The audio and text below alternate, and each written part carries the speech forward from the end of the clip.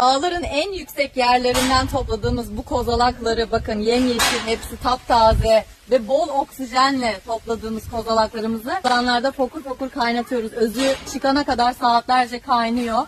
İçerisinde hiçbir şekilde katkı maddesi, kıvam artırıcı, koruyucu yok. Bu yüzden 3 yıldır sizlere şifa gönderiyoruz. Astım, koa, bronşit hastaları, özellikle geçmeyen tıkanıklıklar, öksürükler için tamamen şifa kaynağı. İnanın dünyanın her yerine gönderiyoruz.